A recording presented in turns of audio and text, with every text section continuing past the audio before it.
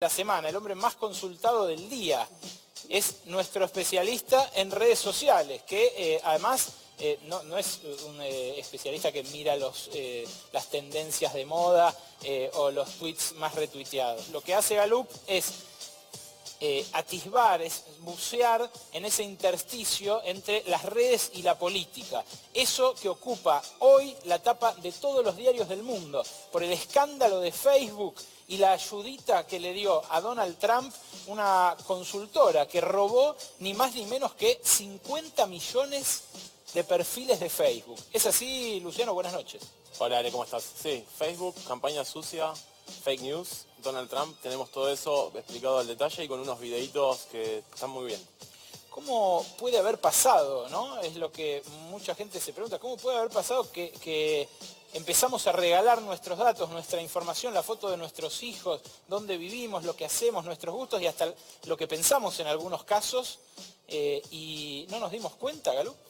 Y lo que pasa es que muchas veces autorizamos algunas aplicaciones porque nos llaman la atención del tipo qué tan parecido a un caniche sos, le das OK y ahí empiezan a chuparte información y a partir de ahí se arman bases de datos, lo vamos a ver con bastante detalle ahora en un ratito. Somos monitos prácticamente, más o menos, para estas megacorporaciones. El tema que les prometimos en profundidad, la economía casino y un video que van a ver ahora, donde Selena Gómez, la cantante pop, y Richard Thaler, el último premio Nobel de Economía, explican qué es un derivado financiero. Este es un fragmento de la película The Big Short, La Gran Apuesta, y prefigurará en parte el futuro de la timba en Argentina. Compartámoslo. Here's how a synthetic CDO works. Let's say I bet 10 million on a blackjack hand. 10 million because this hand is meant to represent a single mortgage bond. Okay, Selena has a pretty good hand here, showing 18, dealer showing 7. That's a really good hand for Selena. Good odds. In fact, her chances of winning this hand are 87%. So, my odds are good. I'm on a winning streak. Everybody in this place wants to get in on the action. How could I lose, right? Now, this is a classic error. In basketball, it's called the hot hand fallacy.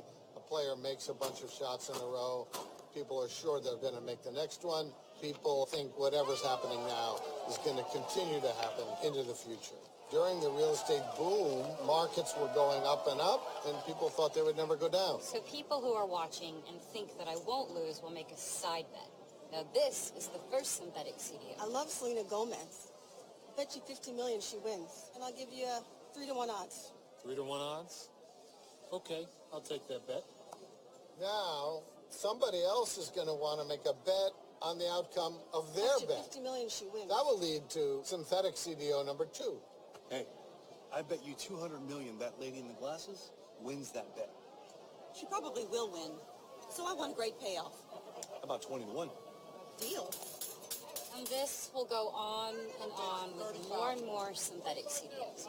And we can transform an original $10 million investment into billions of dollars. You okay? No.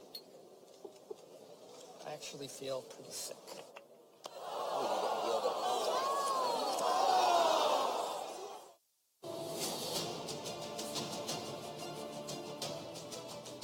Sí, me empiezo a sentir un poco mareado yo también. Ustedes lo vieron, es el fragmento de The Big Short, una película que fue nominada a varios premios Oscar, pero que para mí además sintetiza medio ficcionado de una manera magistral el origen de la crisis mundial que estalló en 2008 con la caída de los bancos más grandes de Estados Unidos. Poco se escucha, poco se lee en las noticias, pero los créditos UVA, los nuevos créditos que protagonizan una especie de mini boom en el último año y medio, empiezan ahora a venderse como colaterales, como lo que explicaba Selena Gómez y Richard Thaler. Esto es, alguien compra el crédito que uno tomó del banco y de esa manera, dicen en el gobierno, va a haber más financiamiento y más crédito hipotecario. Ahora, esta clase de cédulas, las que se venden, son las que explicó recién Thaler junto con Selena Gómez. Son las que originaron la crisis financiera de Estados Unidos. Esta noche habla por primera vez, creo, en televisión, desde que dejó la función pública, Cristian Girard, expresidente de la Comisión Nacional de Valores. Gracias por venir, Cristian. Gracias por la invitación. ¿Cuán cerca están las cédulas hipotecarias que se pueden vender de los créditos UVA de esos créditos subprime? Mira, vos decías que te estabas sintiendo mal, les decían hipotecas tóxicas, activos tóxicos a la subprime.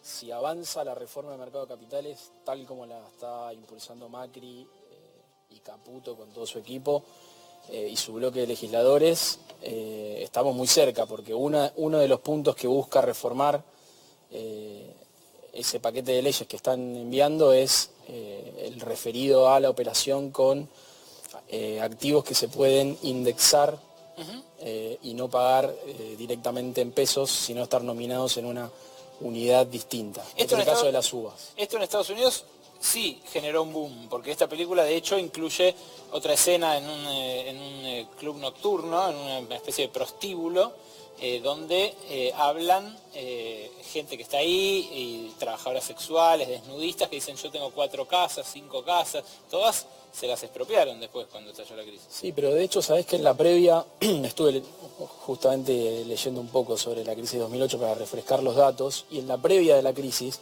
no crecen tanto los créditos hipotecarios como la securitización, como los derivados que se arman sobre esas apuestas. Es decir, no es tanto lo que apuestan, no son tantas Selenas Gómez, sino son tantas las apuestas que hay atrás. Y eso no genera crédito nuevo. Eso no genera crédito nuevo. Es solo entre apostadores. Exactamente, y permite que los bancos mantengan en cartera esos activos sin que pierdan valores y que no caigan el precio de los inmuebles. Entonces se mantiene la burbuja, los precios de las propiedades altos, los balances de los bancos bien calificados, la gente endeudada, cada vez más endeudada, pero siempre pudiendo cubrir esa nueva deuda con otra nueva hipoteca y otro nuevo colateral. Es claro que el crédito para la vivienda es una de las grandes asignaturas pendientes que dejó el kirchnerismo. No hubo, más que los Procrear, que sí fueron bastante masivos, un crédito que permitiera salir de la inquilinización a la gente. Sin dudas. ¿Esto puede ayudar? Mira, yo creo sin dudas que fue un déficit el acceso a la vivienda de la clase media, pero que fue fuertemente atacado con el plan Procrear, vos lo mencionaste, y tiene una característica distintiva respecto de estos la clase créditos. baja igual, ¿no? Sí, media baja, pero con una característica... Quería comprarse un departamento en Caballito, no podía. Totalmente, y el precio del metro cuadrado, igual hubo un par de emprendimientos en Capital, pero apuntaba sobre todo a descomprimir, esto te decía cuál es la diferencia, apuntaba a descomprimir la demanda de vivienda ya construida en Capital para evitar un boom, una burbuja de precios. Es decir, trataba de descomprimir esa suba de los precios y a la vez intentaba generar empleo en la construcción por medio de otorgamiento de créditos para construir en terrenos cedidos a precios subsidiados. O sea, era realmente una ayuda para la gente que acceda a un terreno, que se pueda construir su casa, que genere empleo, y a la vez no presionaba la demanda de viviendas ya construidas para evitar que de esa manera se genere una burbuja de precios, como está ocurriendo ahora con los créditos UVA, que no paran de subir los precios de las propiedades, y que más temprano que tarde, si esta economía casino se sigue animando desde el gobierno con este tipo de proyectos, bueno, será un dolor de cabeza para todos, para los que están endeudados, que cada vez deben más. Ya hace solo un año y medio que los créditos se están otorgando y hay gente que pagó 1 millón de pesos y debe 1,5 millones de pesos. En crédito UVA. Sí. Además de que le aumentó la cuota. Sí, perdón, que tomó 1 millón de pesos, pagó todas las cuotas y debe 1,5 millones de pesos. ¿Por qué es eso? Porque la forma en que se ajusta la UVA... Se indexa la cuota y se indexa el capital. Va distinto al ajuste del salario. Si el salario viene por abajo, empezás a pagar cada vez más. Como está topeado el porcentaje de tu salario que podés pagar como cuota, se te va acumulando capital. Claro, lo que dicen en el gobierno es que no va a haber una ola de desalojos, desahucios, como dicen los españoles, sino que se van a estirar los plazos. La gente va, en vez de 30 años, va a pagar durante 35, 40. Sí, pero mientras dicen eso en la tele, por otro lado mandan este proyecto de ley al Congreso, donde lo que ocurre es lo contrario. Se le está dando prioridad al colateral para quedarse con los activos. Es decir, no es cierto que se esté protegiendo. Para quedarse con las casas de la gente que se endeudó. Señor, como ocurre en España, como ocurre en Estados Unidos. Vos decís que una de las finalidades de esta reforma bursátil es quedarse con las casas eventualmente de la gente que no pueda pagar los créditos. En el orden de prelación se le da prioridad al tenedor del derivado incluso por sobre la ley de quiebras. O sea que hay una cuestión legal ahí que... Nosotros sintetizamos en esta placa las líneas principales. Mirá, ahí lo tenemos. Cómo impacta lo más popular o lo que más por ahí toca el bolsillo, la reforma del mercado bursátil sobre la gente. Ahora, no tenía en cuenta esto de las expropiaciones que ahora me estás agregando. Limita el control estatal a empresas que emiten acciones. Esto puede perjudicar al que compra una acción, al pequeño ahorrista que compra una acción y que si el controlante toma una decisión que lo perjudica, el Estado no puede sancionar a la empresa. Sí, por ejemplo, una maniobra de licuación de participación de un accionista minoritario. Es decir, ¿cómo sería? Y yo hago una emisión de acciones a un precio que perjudica al accionista minoritario. Sí. Lo hizo Nicolás Caputo. Bueno, fue un par de relativamente poco. Ahí la Comisión Nacional de Valores tiene competencias para intervenir y tutelar el derecho de los accionistas minoritarios para que ese tipo de maniobras no nos perjudiquen. Bueno, con esta ley lo que se está haciendo, en definitiva, que es lo que vos decís, es despotenciar, desempoderar al regulador y empoderar al sector privado, que es en alguna medida volver al mundo pre-2008.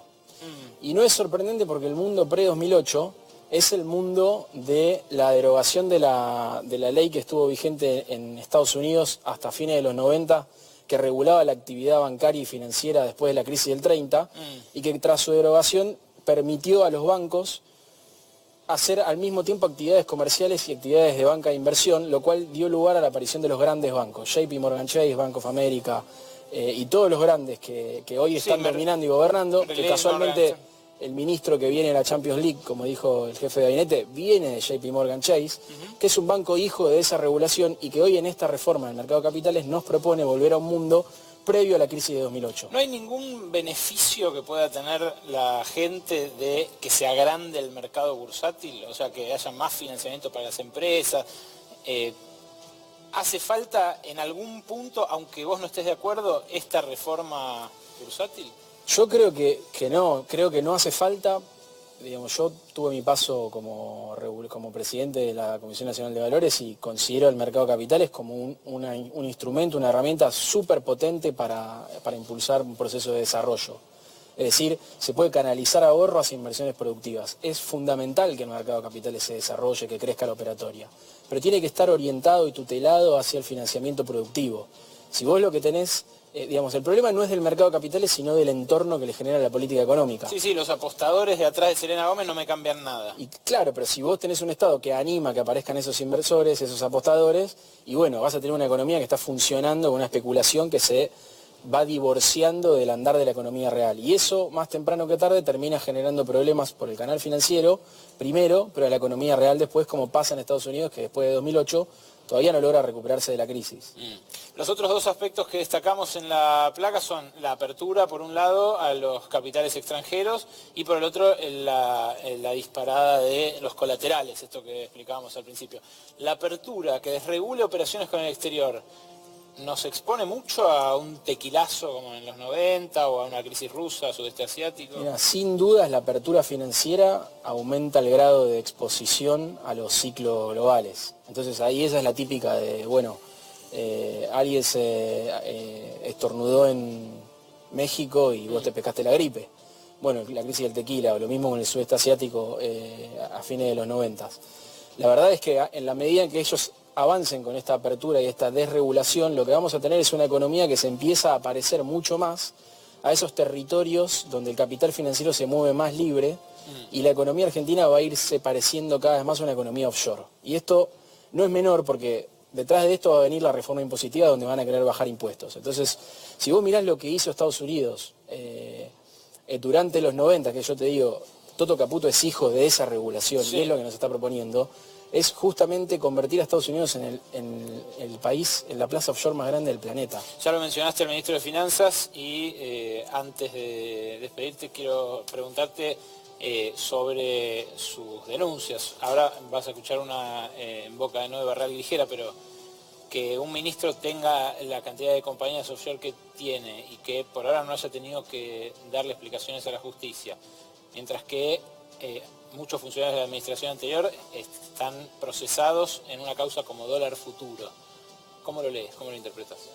Mira, me parece que habla claramente de los tiempos políticos. La causa de dólar futuro es una causa que fue una clara maniobra política, donde Bonadío decidió avanzar a una velocidad inusitada para los tiempos de la justicia en la Argentina, y hoy está elevada a juicio oral. La verdad es que nos vinieron a buscar a los funcionarios kirchneristas. Yo considero que no hay un delito en la operatoria de dólar futuro y que no Muchos oficialistas también consideran lo mismo, por eso... Bueno, nos vinieron a buscar a nosotros, pero encontraron a ellos. De hecho, Luis Toto Caputo e incluso su mujer aparecen como compradores de esos futuros de dólar a los que ellos mismos le pusieron el precio y por lo tanto la rentabilidad que iban a tener.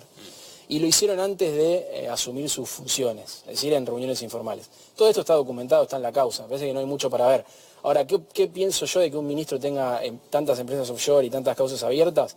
La verdad que me parece que lo mantengan en el cargo, habla mucho de quién es el que realmente manda en este proyecto político en la Argentina. Y me parece que JP Morgan Chase y sus socios, Wall Street, tienen un peso muy fuerte y ejercen un peso muy fuerte sobre Macri y su gobierno. Cristian Gilar, gracias por venir esta noche a Brotes Verdes. Gracias a vos, Alejandro. Noelia Barral Grijera, después de estos anuncios, te cuenta la última, una más del ministro de Finanzas offshore.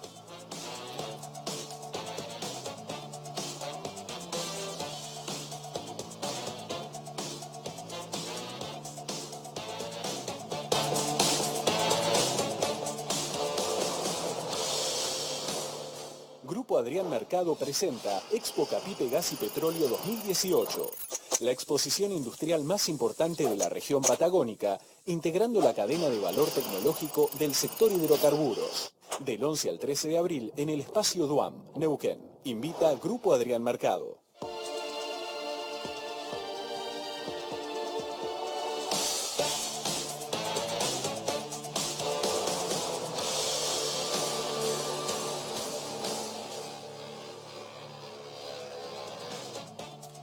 Pensé que le íbamos a generar un problema al ministro de Finanzas si mañana tenía que comparecer en el Congreso como había prometido la semana pasada el jefe de gabinete Marcos Peña, pero decidió tomarse una semana más, o en rigor, no sé cuánto más, porque lo que dijo es que va a ir próximamente.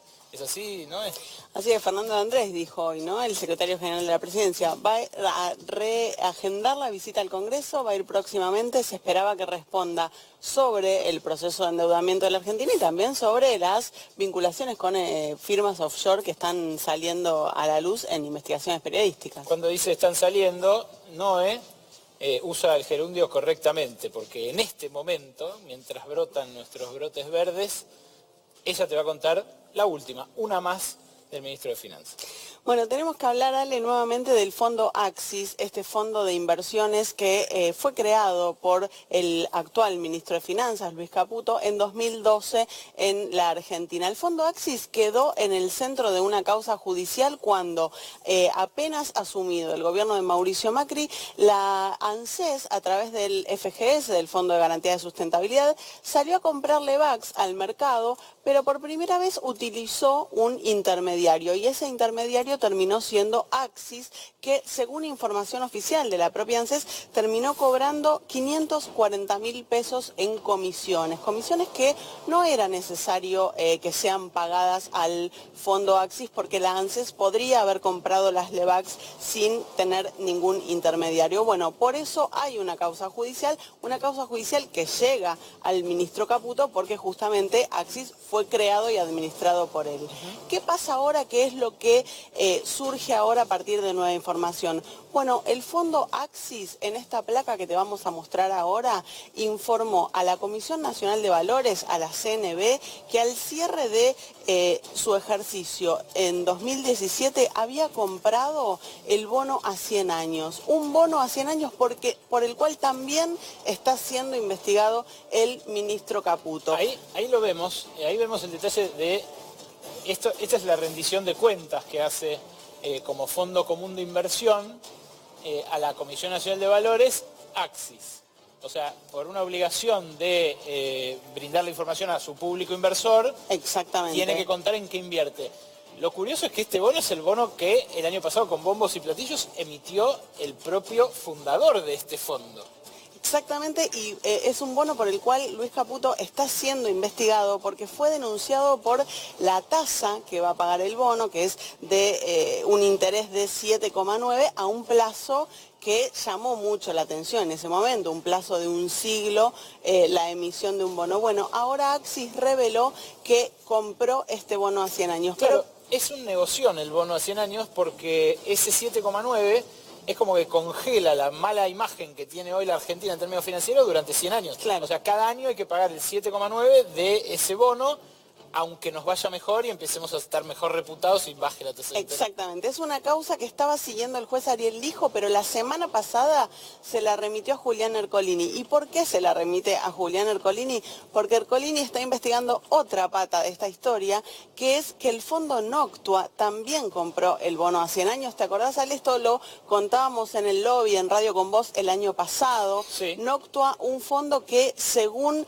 las derivaciones de los Paradise Papers y según la información que publicó la Comisión de Valores de Estados Unidos, la SEC, fue un fondo en el que también tuvo participación Luis Caputo, y ahora vamos a ver en la siguiente placa quiénes compraron el bono a 100 años y cómo aparece Noctua como uno de los compradores de este bono a 100 años. Entre los compradores, recién Cristian Girard hablaba del JP Morgan, ¿no? De la injerencia del JP Morgan en la economía argentina. Bueno, aparece el JP Morgan, aparecen los fondos de inversión más grandes del mundo. Sí, sí. Y además... BlackRock es el fondo de inversión más grande que hay hoy. Blue Bay, con varios de estos se reunió, cuando estuvimos en Davos los vimos cara a cara, a estos señores de la finanza, porque con muchos de ellos se reunió Mauricio Macri recién asumido en Davos, con el jefe de BlackRock, con el jefe de Blue Bay. La reunión la armó Marcelo Mindlin, hombre vayas y poderoso. En uno de los empresarios, claro, más importantes en este momento del país.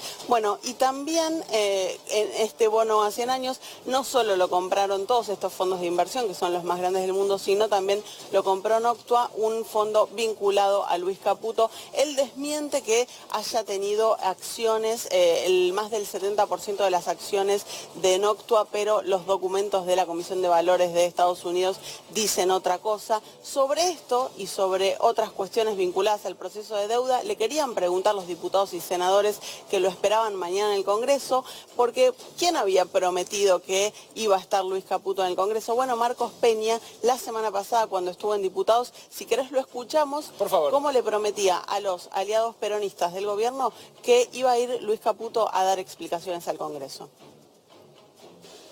Finalmente, diputado Cosiner, respecto a su pedido de que el ministro Caputo pueda concurrir aquí al Congreso, a una comisión, a participar para hablar tanto de las cuestiones de la deuda y su aplicación, como las cuestiones que tienen que ver con las denuncias que se han hecho sobre su persona, le puedo decir que afirmativamente podemos confirmar que puede venir a combinar el horario del día con las autoridades, pero que la semana próxima puede estar acá para poder contestar todas las inquietudes que ustedes le planteen.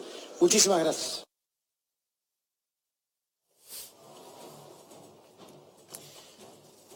Lapidario, ¿no? Lapidario. Ustedes lo vieron. Las pruebas al canto, el prospecto, el facsímil al que accedió Noelia Barral Guijera.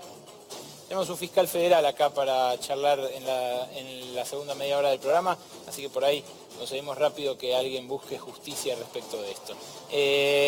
En instantes, después de estos avisos, Luciano Galup con el tema de la semana: la seguridad informática, la crisis de Facebook y la ayudita que le dieron a Trump chupando datos privados de 50 millones de usuarios.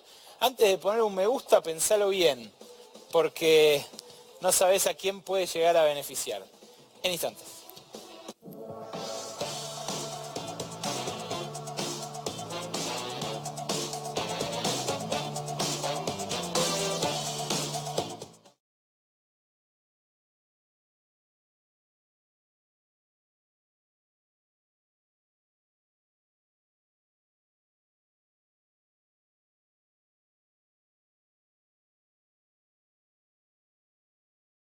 Como dice Pensaron que se había muerto, pensaron que se había marchitado. No, lo cuidamos al brote verde. Acá está, lo vamos a cuidar y lo vamos a seguir regando con nuestros buenos deseos para que la economía le vaya igual. Luciano Galup, y hoy un escándalo que recorre el mundo. Yo no tengo Facebook, ¿sabes? Ah, ¿no? No, siempre me pareció medio invasivo, pero ahora no lo abro ni loco, como dice Jim Carrey. Afuera. Ni loco. Me parece bien. Igual tenés Instagram, tampoco. Tampoco, tengo Twitter. WhatsApp. WhatsApp sí. ¿Cómo estoy? ¿Qué? Sí, ya está. ¿También me chupan los datos? Sí, obvio, claramente. Bueno, contanos todo. Bueno, a ver, problemas para Facebook no arrancan ahora, arrancan hace casi 2 años con la elección de Trump, se vienen agravando y lo que pasa en la última semana y media es una investigación de The Guardian y de Channel 4, en la cual un arrepentido de una empresa que se llama Cambridge Analytica, de nombre Christopher Wiley, dice: nos robamos 50 millones de perfiles de usuarios. Nos robamos 50 millones de perfiles de usuarios para hacer perfiles psicográficos y a partir de ahí empezar a segmentar audiencias y explotar los miedos de las personas. Explotar los miedos de las personas es textual de la empresa, no es algo que nosotros estamos agregando.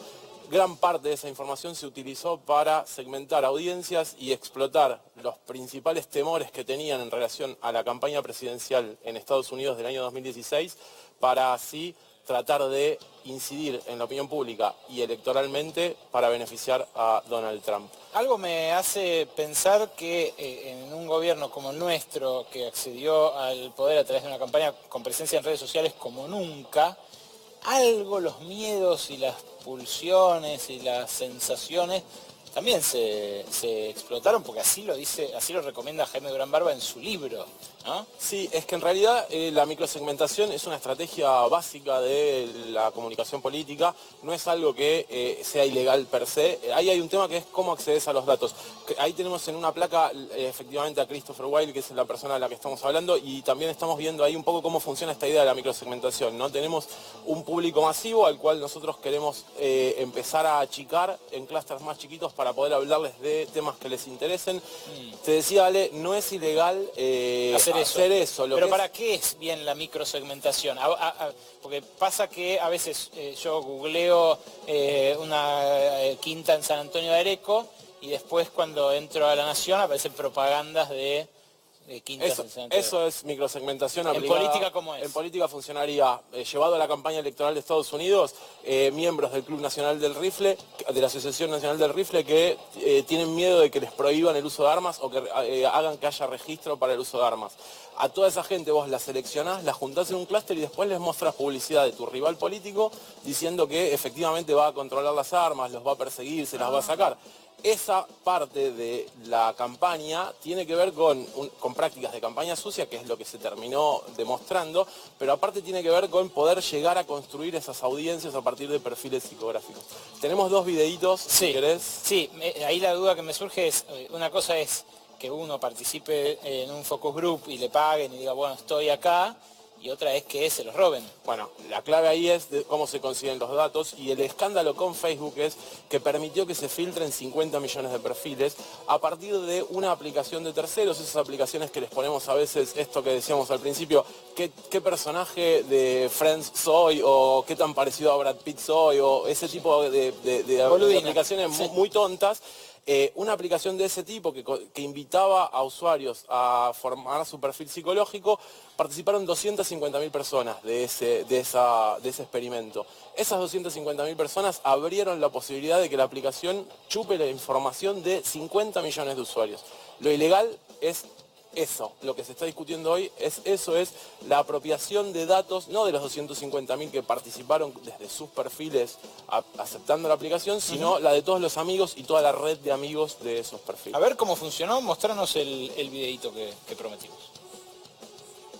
Human drivers, when it comes to taking information on board, effectively are hopes and fears, and many of those are unspoken and even unconscious.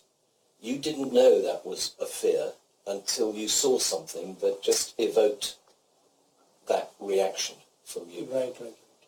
And our job is to drop the bucket further down the well than anybody else, to understand what are those really deep-seated underlying fears, concerns. There's no good fighting an election campaign on the facts, because actually it's all about emotion. Es la pospolítica. Exactamente. Me siento violado después de ver eso. Bueno, recordarás que después de la elección en Estados Unidos, la palabra que se puso de moda era posverdad. ¿Cómo se vincula todo esto? Stephen Bannon, que era el jefe de estrategas de Trump, era el encargado de esta empresa Cambridge Analytica previo a la campaña electoral en Estados Unidos. Y lo que están diciendo ahí es, a la gente no le importan más los hechos, lo que le importan son las emociones. No tenemos que construir una campaña a partir de convencerlos racionalmente de las cosas, sino que tenemos que explotar sus miedos, los tenemos que asustar. Pero incluso lo que dice es que esos miedos a veces son no dichos y a veces son inconscientes. O sea, juegan con tu inconsciente más profundo. ¿Y cómo llegan a eso? A partir de perfiles psicográficos que analizan las cosas con las cuales vos vas interactuando en Facebook. Lo que a vos te permite el análisis de Big Data, lo que se conoce como Big Data, es juntar un montón de interacciones que vos tuviste desde tus perfiles y a partir de ahí empezar a adivinar cómo es esa persona. Hay estadísticas que dicen que a partir de 250 likes o a partir de 300 likes se empieza a conformar cómo es la personalidad de determinados usuarios y a partir de esas interacciones podés empezar a decir, bueno, a esta persona le gusta esto, pero sobre todo a esta persona le teme a esto. Y la clave del uso de Cambridge Analytica de la explotación en la campaña electoral de Estados Unidos es que explotó muy intensamente los miedos de la población norteamericana. Ustedes pensaban que las redes sociales eran gratis. Claro, no te cobran a fin de mes. Te cobran así. Te cobran con tus datos, con tu inconsciente. Pero aparte hay otras perlitas, porque no solo de redes sociales vive Cambridge Analytica, tenemos también otros servicios que ofrece en un video que viene ahora. Yes, they will offer a large amount of money to the candidate to finance his campaign in exchange for land, for instance. We'll have the whole thing recorded on cameras, blank out the face of our guy, and we're going to post it on the internet. So it'll on Facebook or YouTube or something like this, you can do that. We'll send some girls around to the candidate's house. We have lots of history of things. For example, you're saying when you're using the girls to introduce to the local fellow, and you're using the girls for this like seduction, they're not local girls, not Sri Lankan girls. I wouldn't have thought so. No, we'll bring some. I mean, that was just an idea. Yes. We'll bring some Ukrainians in on holiday with us. You know? Right. You know what I'm saying? Yes. They are very beautiful Ukrainian girls. They are very beautiful. Yes. I find that works very well. Proxenetismo político, servicio de inteligencia, conocemos un poco de esa historia, ¿no? ¿De dónde viene esto? De una investigación de Channel 4, que lo que hizo fue insertar un periodista diciendo que era un millonario de Sri Lanka que quería hacer campaña sucia e instalar políticos en el escenario local. Los miembros de Cambridge Analytica aceptan juntarse. Tenemos las chicas. Exactamente.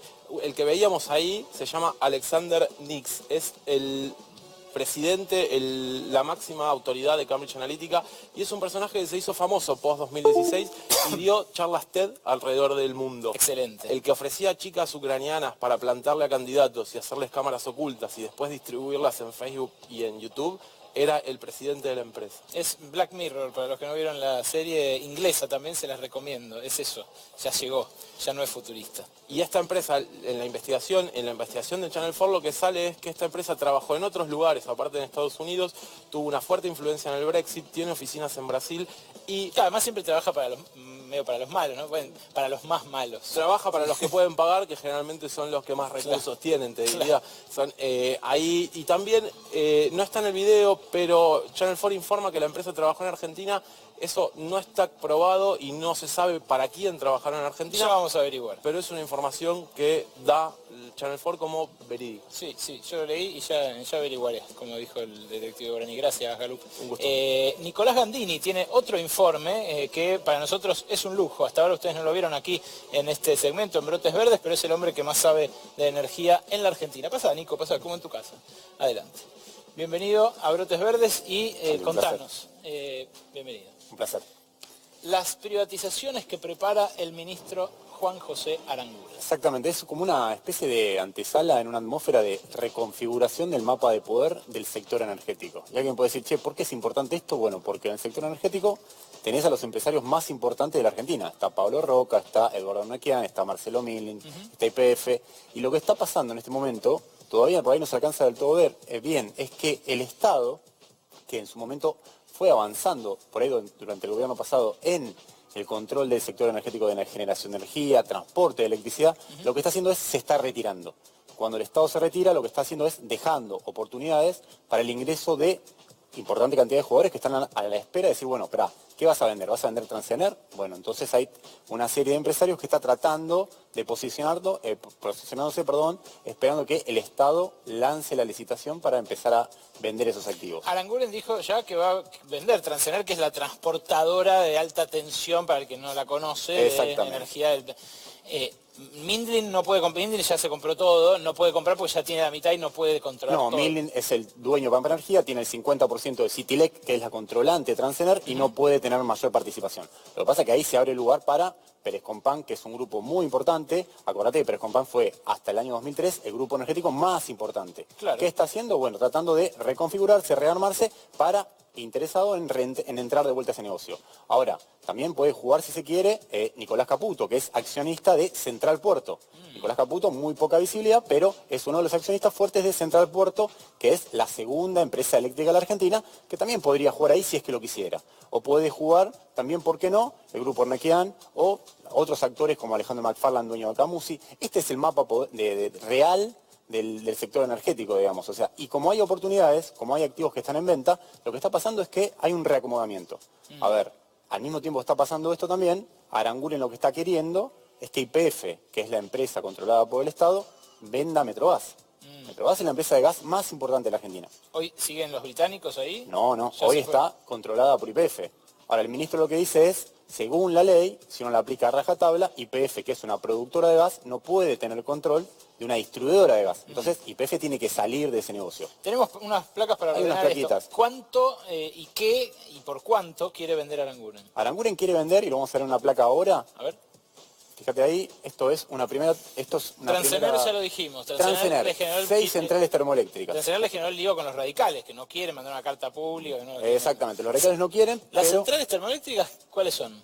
Tenemos centrales San Martín, Belgrano, Vuelta Obligado, Guillermo Brown, por ahí los nombres no están asociados, están en Bahía Blanca, están en Santa Fe, están en Timbúes. Son 6 centrales térmicas que aquel que las compre se posicione muy fuerte en el sector de energía. Entonces, en esas centrales, por ejemplo, pelean Mindlin, que tiene interés en comprarlas y puede comprarlas, Central Puerto, el propio Pérez Compán, que ya dijo que por ahí tiene intenciones de participar de ese negocio, y una serie de empresarios que también están a la espera de, che, Aranguren, ¿cuándo vendes esto? ¿Lo vas a vender este año? Bueno, la idea del ministro es este año liquidar todo lo que está ahí.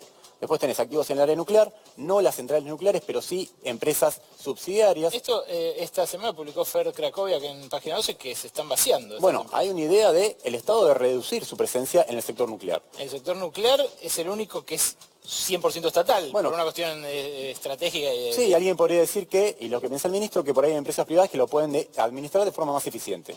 O sea, manejad vos la empresa y no que lo haga el Estado. Es la decisión del ministro, alguien lo puede decir, está bien, está mal. Lo que piensa Aranguren es que el privado, hay empresas que las puede administrar de forma más eficiente y que, como el Estado no tiene más plata y no quiere meter más subsidios, no quiere hacer más inversión en el sector de energía, lo pueden manejar mejor. Por ejemplo, en el sector de generación de energía eléctrica, el Estado no va a invertir más, por eso está desinvirtiendo, está yendo para atrás. En el sector nuclear tampoco tiene intenciones de invertir, por eso se extiende la negociación con China si se hace la cuarta y la quinta central nuclear. Después tenemos Metrogas, que es la mayor distribuidora de la Argentina. Este es un activo muy importante, y este es algo importante que todavía no se empezó a hablar, pero es los yacimientos que hoy tiene YPF. YPF es la mayor empresa de energía, tiene 130 yacimientos de petróleo y gas en todo el país. Incluyendo los de Vaca Muerta, los Shell. Incluyendo los de Vaca Muerta y más. Hay una idea del gobierno que YPF se concentre en Vaca Muerta, que es la joya que tiene la Argentina energética futuro, y venda entre 40 y 50 yacimientos de menor envergadura. Pero que dan plata hoy. Que dan plata hoy. La diferencia con el Shell es que el Shell es más caro. Está bien, alguien te puede decir, si estuviese en el gobierno, bueno, está bien. Lo que pasa es que YPF no tiene tanta plata, tiene que concentrarse en lo que puede hacer. Y lo que puede hacer quizás hoy es Vaca Muerta y no prestarle atención tanto a los yacimientos maduros, que por ahí ya tienen 30, 40 años de explotación, donde sería mejor dárselo a un privado, que es más de vuelta. vuelta más eficiente, que tiene inversión, que se puede concentrar más en esos yacimientos y sacarle el jugo. Es toda una reconfiguración que se viene, todavía estamos viendo recién, te diría la punta del iceberg, pero este año es una película que va a avanzar mucho más. Tengo que cerrar, pero ¿cuánta plata quiere Aranguren? Aranguren que, mira, le decimos una plata, 2.000 millones de dólares, algo así. O sea, ¿cuánto vale? ¿A qué equivale esto? A un cuarto de lo que vale YPF hoy. Precio de mercado son 8.000 millones de dólares. Bueno, Aranguren lo que quiere es recaudar esta plata. Bueno, alguien puede decir, che, ¿para qué lo quiere? Y bueno, está más en línea con lo que le pasa al ministro de Hacienda, además, juntar plata para cubrir déficit. No es que se quiere esta plata por ahí para reinvertir en otros lugares, lo que se está buscando es hacer caja para hacer frente a otro tipo de erogaciones, y el sector energético en este sentido es funcional a esa iniciativa. Es menos de lo que se va a gastar en intereses de la deuda este año el Estado. Sin duda. ¿Y sabes qué?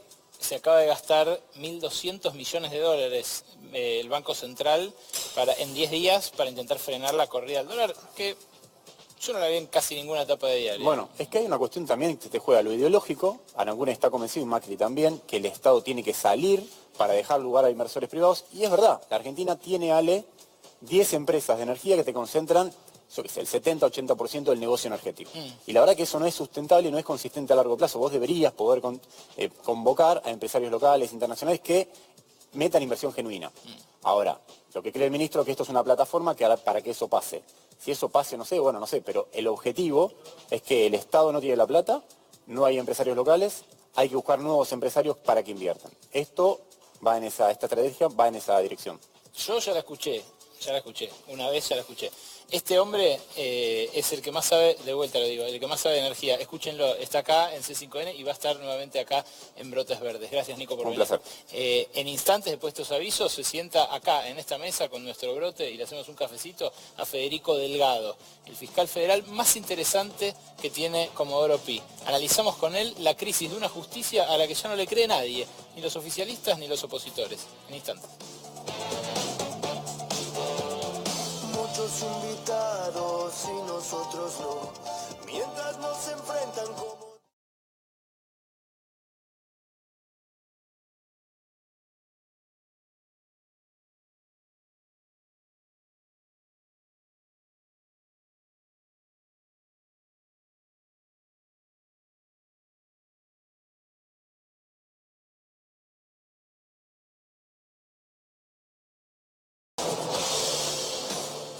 ¿Necesitas oficinas corporativas? En Adrián Mercado tenemos las mejores opciones para tu empresa. Adrián Mercado, el placer de operar con el que sabe.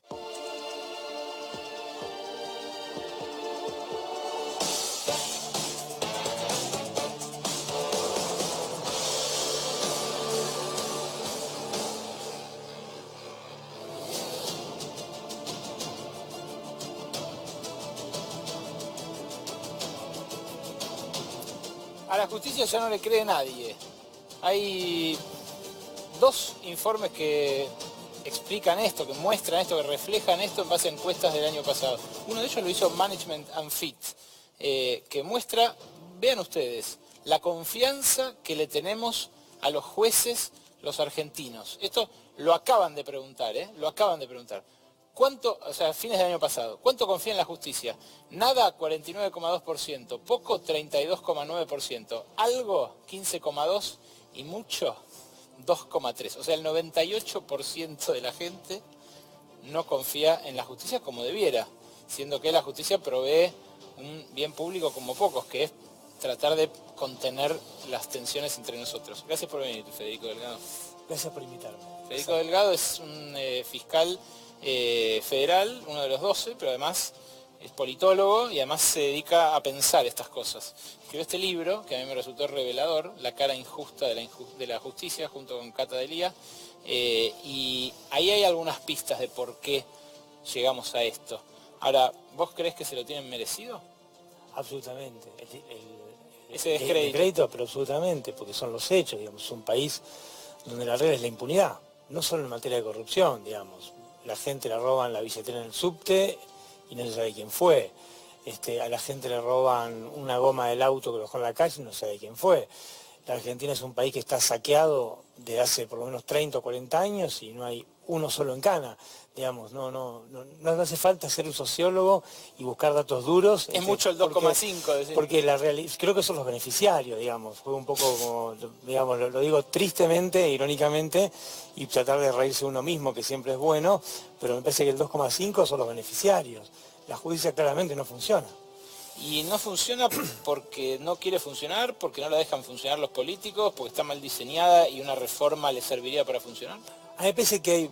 Brevemente, yo diría que hay 3 problemas. Uno es estructural, y que es que la justicia fue pensada como un lugar donde los conflictos se van a sancionar, y la sentencia va a resolver las tensiones sociales.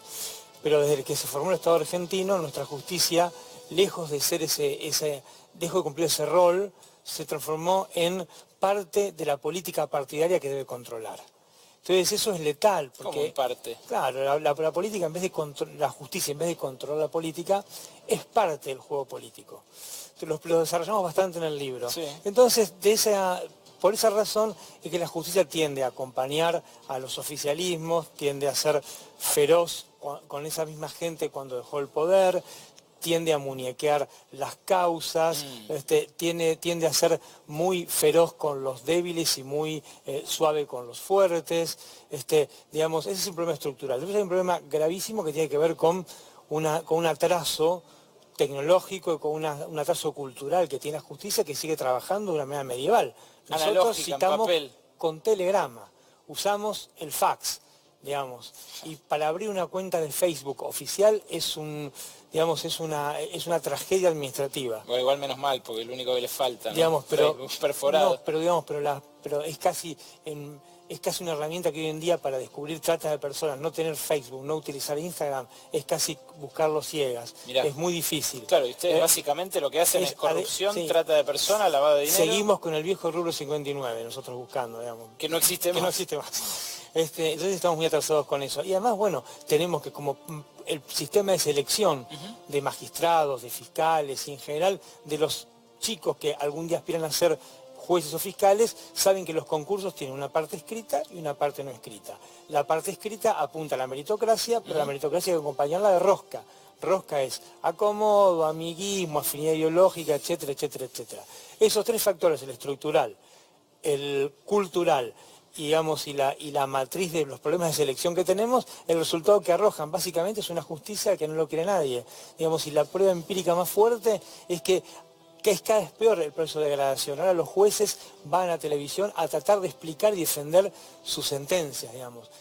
Hasta hace un tiempo más o menos se escribían, se leían, se debatían. Ahora nosotros tenemos que ir directamente a defender lo que dijimos y casi a dar certificados de que lo que estamos haciendo es genuino. En eso es distinto el juez que el fiscal, ¿no? Porque el fiscal, un poco su trabajo también es explicar lo que pasa. Es parte. El fiscal es un abogado con un buen sueldo que representa a la sociedad. Punto. Y el trabajo del fiscal también un poco detective, también un poco periodista. A partir de esa premisa, tiene que hacer todo lo que sea posible para tratar de que los delitos sean descubiertos y después sancionados. Entonces tiene una flexibilidad mucho mayor que la del juez. ¿Tomás café? Sí, dale. Bueno, mientras te lo hago. ¿Por qué el juez no hacía eso de explicar en público antes y ahora lo tiene que hacer? A mí me parece que los jueces y fiscales vivimos mucho tiempo a crédito con una hipocresía de que los jueces hablan solamente por su sentencia y en tribunales hay más o menos 20 periodistas acreditados. O sea que o todos leen las sentencias o el off the record es una usina de información que permanentemente alimenta a los más media. Pero me parece que el problema de legitimidad que tenemos, la falta de credibilidad, que lo refleja un poco la encuesta que citabas vos al principio, hace que no quede otra alternativa que salir a defender y explicar lo que los jueces hacen, porque la justicia no deja contento ni al que gana ni al que pierde. Gracias. Bueno, es lo que ahora empezamos a ver. Y ese es el fin. Claro. Ese es el fin. Porque la semana pasada, bueno, hubo un fallo de la Corte Suprema que desarmó un tribunal que supuestamente iba a apurar los juicios contra Cristina Kirchner. El viernes se dio el fallo de la Cámara que revisó la prisión preventiva que había dictado Ercolini sobre el dueño de estos medios, del Grupo Indalo en general, del cual habla todo el país como si fuera el único tema de agenda política. Pero antes también los kirchneristas decían, apuran las prisiones preventivas contra nosotros y hay como 30 presos, porque están apretados, porque el macrismo los destituye. ¿Eso es lo que ustedes llaman la plancha o la aceleración? Absolutamente. Tiene que ver con el manejo de los tiempos, de las causas, de acuerdo a los tiempos políticos en el peor sentido, digamos, porque la justicia es un poder político, es un poder de la polis. Sí, claro. Pero esto es partidario. Pero esto es partidario, esto es porque hay un partido judicial. Juega el juego que debería controlar. Y eso es muy grave, y eso es lo que ha hecho que, entre otras cosas, ha sido un catalizador muy fuerte del proceso de ausencia de credibilidad. Vos decís en un momento del libro, citás a, me acuerdo si a Guillermo O'Donnell, que una justicia buena sería aquella en la cual un privado, un tipo de la calle, puede demandar al presidente con relativas chances de éxito. Sí, nosotros citamos eso, que es un texto de O'Donnell que es altamente recomendable, que ya debe tener 10 años, pero parece escrito hoy. Pero además el secreto de la justicia es que sea aceptada. Pero pará, hoy a vos te tocó investigar a Gustavo Rivas, aparte de ese entramado de Odebrecht y demás. Sí. Hoy no hay ninguna chance de éxito con alguien que denuncia al poder vigente. Claro. Tampoco lo había. No, pero digamos, pero es un problema que uno puede pensar en el menemismo, puede pensar en la época de los militares, puede pensar en el kirchnerismo, puede pensar ahora. Es un problema estructural. La justicia tiende a no investigar los oficialismos. Y hay que hacerse cargo de eso, porque no es que lo digo yo porque soy un loco, sino que basta con mirar los diarios. Digamos, es meterse en Google. Ahora, en general tampoco había una justicia que investigara a gente de poder económico, o sea, no. a los ricos. No. Ese sesgo de clase que ustedes también especifican acá que la justicia tiene, que Comodoro Pi claramente tiene, porque es muy distinto como trata a un pibe de una esquina con porro que a un narcolavador gigantesco. Eso empezó a romperse, ahora prima más lo político que lo económico. A mí me parece que lo que se ha profundizado es que hay un uso instrumental de la justicia cada vez más fuerte. Entonces, y parte de esa puja política hace que las causas se utilicen como un elemento para dirimir internas, odios, a veces onerosos y a veces no siempre por plata. Digamos, a veces se dirimen otras cosas, cargos internas, disputas partidarias, pero a mí lo que me interesa retener y que me parece que lo que hay que pensar es que la justicia dejó de ser un lugar donde las cosas se solucionan bien o mal de acuerdo a la ley, sino que empezó a ser un lugar que se transforma en una herramienta, una suerte de martillo que se usa para dirimir otro tipo de conflictos. ¿Esto no resuelve una reforma judicial? Para nada, no. ¿Qué lo resuelve? Porque para nada, porque el problema en el libro creo que es una frase que usaba Cata siempre, si podemos poner 12 obispos, 12 rabinos, 12 lo que vos quieras, 12 pastores, y va a pasar exactamente lo mismo, porque hay una cuestión, se volvió remunerativo, el sistema este es para mucha gente es un sistema remunerativo, entonces se ha sedimentado en tantos sistemas, se ha sedimentado culturalmente, la única forma de romperlo, nosotros en el libro planteamos dos cosas, luz pública, un fuerte compromiso de capacitación a los más jóvenes y después una participación colectiva de la sociedad civil, porque la justicia es el lugar donde nosotros depositamos nuestra libertad, nuestro patrimonio y todos nuestros derechos. Es un lugar demasiado sagrado para dejarlo en manos de abogados solamente, ¿no? Ya lo creo. Es demasiado serio. Entonces, pero en tanto y en cuanto nosotros aceptemos la lejanía que la propia justicia construye, alejarse para trabajar con más libertad, para usar la ley como un instrumento para destruir o para ayudar amigos o destruir enemigos, cuanto más aceptemos ese proceso, lo naturalicemos, estamos cada vez más lejos de tener una justicia razonablemente aceptable. ¿Ves algún avance en estos últimos 2 años? El principal es que se discute, el principal es que me parece que la gente... O sea, como tocar fondo. Sí, me parece que la sociedad civil empezó a darse cuenta que la justicia es algo más que el edificio de Talcahuano o de Comodoro Pi y que tiene una incidencia muy fuerte en nuestra vida pública, que es muy pobre, y si nuestra vida pública es muy pobre, nuestra vida privada también es muy pobre porque hay más inseguridad, hay más robos, etcétera, etcétera, etcétera. Yo lo único que retengo es que está el germen de que se lo plantea colectivamente como un problema. ¿Te gusta ser fiscal? En realidad no. Yo hubiese querido hacer otra cosa en mi vida, pero cada cosa que hago lo tomo... Me hubiese encantado ser deportista. Y me gustan mucho las ciencias sociales y aprendí a querer ese trabajo, aprendí a hacerlo con mucha pasión, pero como haría con la misma pasión cualquier otro tipo de profesión. Digamos, es un lugar que no me satisface en lo personal, no, es un lugar donde uno cosecha mucha angustia, mucha frustración. Eso te iba a preguntar, Y la frustración de un periodista cuando publica algo que no tiene demasiado eco porque los vientos de la época no lo permiten, o lo enclaustran, o lo encierran. ¿Es la frustración que siente un fiscal? Es básicamente la misma, y además vos también, a los periodistas les pasa que a veces, por no estar de acuerdo a los vientos de la fortuna, tenés pequeños mecanismos de disciplinamiento que uno tiene que aprender a procesarlos para sobrevivir con eso, ¿no? Sí, No claro. es un lugar demasiado, en lo personal no es un lugar demasiado saludable para trabajar. Yo trato de hacerlo con la mejor pasión del mundo y estar a la altura, a veces me sale, a veces no, de la obligación que tengo y que asumí cuando juré representar a la sociedad. Pero no es un lugar que me satisfaga demasiado. ¿Crees que nuestros hijos van a tener una mejor justicia? Me parece que la justicia inexorablemente va a mejorar, pero por el peso de los hechos. Porque la Argentina, si quiere ser un país organizado bajo el capitalismo, va a precisar una serie de reglas básicas que hay que asegurar que se cumplan, los contratos básicamente. Entonces me parece que los hechos van a imponer un proceso de modernización judicial que va a ser muy brusco. Pero no es instrumental, esto vos haces, digamos, vos, si bien mencionás que usan fax, que no tienen Facebook y demás, ¿no crees que el problema sean los biblioratos? No, para nada. Eso es una parte pequeña del problema que tiene que ver con, digamos, si querés, con el gerenciamiento de los conflictos. El problema más profundo es mucho más estructural y tiene que ver con esto que decía, que la justicia se ha desplazado de un lugar de ser un lugar de control del Poder Ejecutivo y del Legislativo a participar de la misma puja política en la que se inscriben las prácticas del Legislativo y del Ejecutivo. Otra placa, el otro estudio que tenemos para mostrar es este, que prueba, si querés, los resultados. Es de la Asociación Civil por la Igualdad y la Justicia, ASIG. Y ahí lo tenés, mirá. El promedio de duración de las causas por corrupción es 14 años. Y las condenas firmes de funcionarios en caso de corrupción en los últimos 20 años fueron 5. Pensé que eran menos. ¿5? Pensé que eran menos. Sí. Porque, digamos, Carlos Menem fue juzgado por un hecho cometido en 1991 y la causa aún no está firme. 1991 empezó el tráfico de armas a Croacia y Ecuador. Qué desafío que en los próximos 20 años haya más que 5. Entonces es muy complicado. Y que se hayan apurado tanto en los juicios con las preventivas, ¿puede atentar en contra de que se encuentre la verdad en esos casos? Mira, a mí me parece que todo este tema que se debatió tanto de las preventivas o de la hiperactividad judicial, post-kirchnerismo, digamos así, que terminó con muchas causas que de golpe se aceleraron, se inscribe en esta lógica del manejo de los tiempos. A mí lo que me interesaría ver es que haya juicios realmente, juicios orales y públicos por televisión, digamos, cortita. El señor López en junio del 2016 fue encontrado con 2 bolsos que tenían dinero que no estaba en su declaración jurada.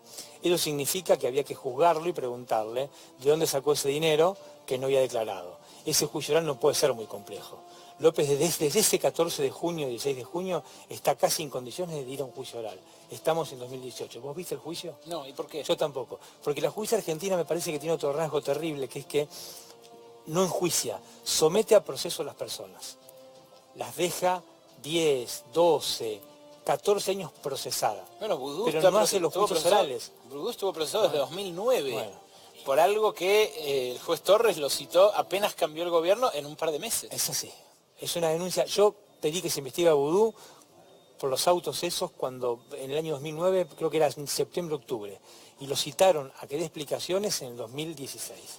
Digamos, ese es el problema de la justicia. Y vos fíjate que Vudú todavía no fue a un juicio oral por eso. O sea que si las cosas siguen así, los juicios que se están acumulando y que en algunos casos se archivan, como archivó Rafecas ahora el de las autopistas en enero, o como se archivaron antes o se dictaron la falta de mérito en Odebrecht y en todos esos escándalos de papers internacionales, pueden avanzar si cambian los vientos.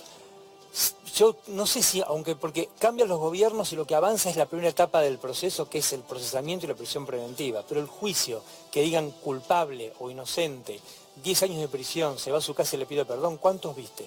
No, ninguno. Ese es el problema.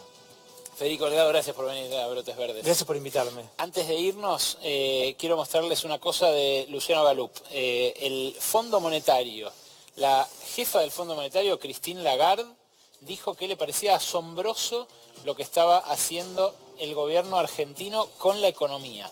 Hoy se despidieron los ministros del G20, los presidentes del Banco Central, de los 20 países más poderosos del mundo, que estuvieron aquí en Buenos Aires. ¿Qué googleó la gente respecto del Fondo Monetario?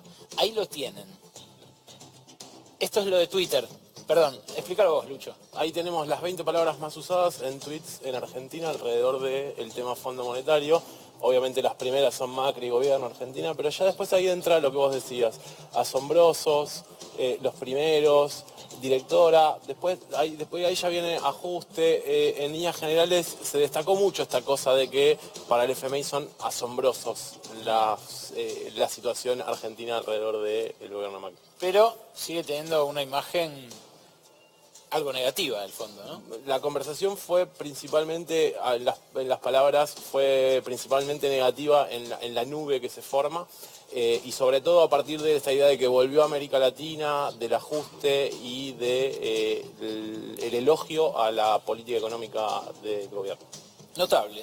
Hay cosas que vuelven, cosas que siguen iguales, cosas que cambian, pero el Fondo Monetario sin ningún lugar a dudas es una de las que permanece y sus políticas, las que ha venido recomendando a países de todo el mundo en los últimos años, cuando nosotros no escuchamos de él, son exactamente las mismas que nos recomendaban a nosotros antes de 2001. Hasta el martes, Noelia Barral Grijera, gracias por la información sobre Caputo y seguramente vaya a hacer carrera este nuevo dato, ¿no? La última del ministro de Finanzas.